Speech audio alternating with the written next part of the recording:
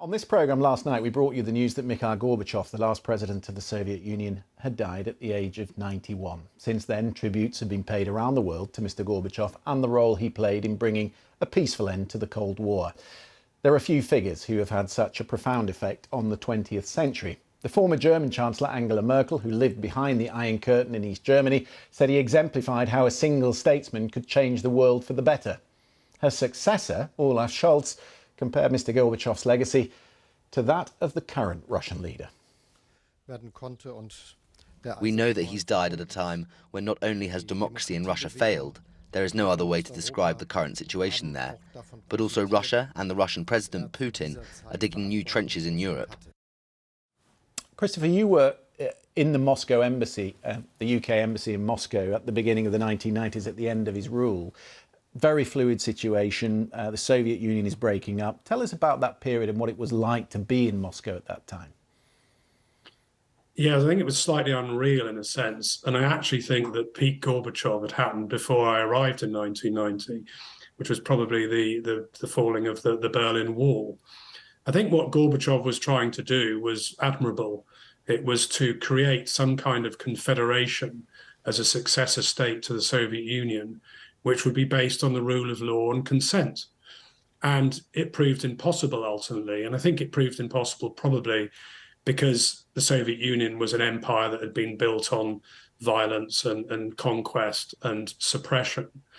And even at the time, we couldn't really believe that this would settle itself down as a group of independent states that were trading with each other and so on, a bit like an EU in Eastern Europe. The irony of it is, of course, is that whilst he effectively created the conditions which liberated countries in Eastern Europe, such as Poland and Bulgaria and Czech Republic and so on, ultimately in Russia, where history tends to follow cyclical patterns, of course, ultimately his legacy failed. And we're now seeing an attempt to really reverse practically everything that Gorbachev achieved in the 1980s. There was this extraordinary moment in 1991 while you were there where there was a coup and Boris Yeltsin is barricaded in the parliament. Gorbachev's at his dacha away from Moscow. The tanks are on the streets. What did that tell us back then about the split in the country that has brought us in some way to where we are today?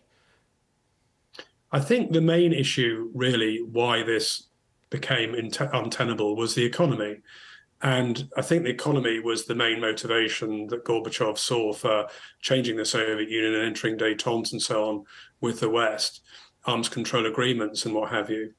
And ultimately, it was the economic circumstances that were created around 1990 to 92 when I was there. You had petrol rationing in the country that was the largest oil producing state.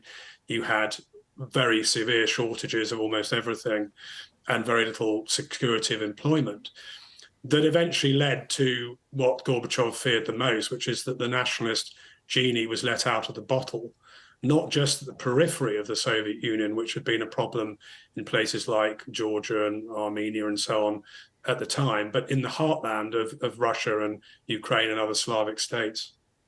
Natalie, there's a sort of cognitive dissonance within Europe about how they remember Gorbachev. You've got Western Europeans mounting mourning one of the greatest statesmen of the 20th century. And then you've got Eastern Europeans remembering the violent crackdowns in the Baltic states and the South Caucasus. And I wonder whether those differences and that attitude towards Russia has never really been adequately addressed. And it sort of explains why we are where we are today. Yeah, I mean, I think you're right. I mean, and in many respects, it's kind of, held within the very character that Gorbachev was. I mean, Gorbachev was a reformer. He was not a democratic revolutionary.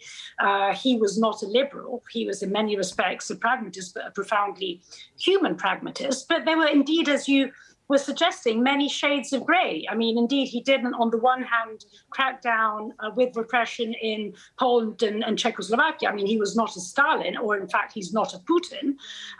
But he certainly did crack down on dissent in the Baltics and in Georgia and in Armenia and Azerbaijan. So, Gorbachev kind of held all of those contradictions. And in fact, it's the sort of inability of Russia to resolve those contradictions which kind of have led us where we are today. He did give one interview, Leanne, not widely picked up, in which he signalled his frustrations and his opposition to the war in Ukraine. And in some ways, it's all the sadder, is it not, that his legacy, glasnost, openness, is in tatters amid this war in Ukraine. Yeah, absolutely. And that's how people in the U.S., especially government officials who worked with Gorbachev, in the 80s when Ronald Reagan was president, are looking at this, looking at it through the prism of then and also what is happening now, how tensions not only with Russia and the U.S. are at very low, also with the war in Ukraine as well. And people are of course wishing that there was different leadership in Russia, something more similar to what Gorbachev brought, and also a parallel to that, looking at perhaps the Republican Party too, at a time when Ronald Reagan was able to reach out to Russia and talk with Russia and bring an end really to the Cold War. And it's a much different Republican Party today than it was then as well. A Republican Party where some in the party think that Putin is a strong man and someone who could be admired. So it's obviously a much different time, and there's a lot of reminiscing back to those times today here in U.S. media and among former government officials. Chris, of course, at that time in 1990-91, the Siloviki, the KGB top-ranking officials, of which Putin was one, were already trying to undermine what Gorbachev was doing.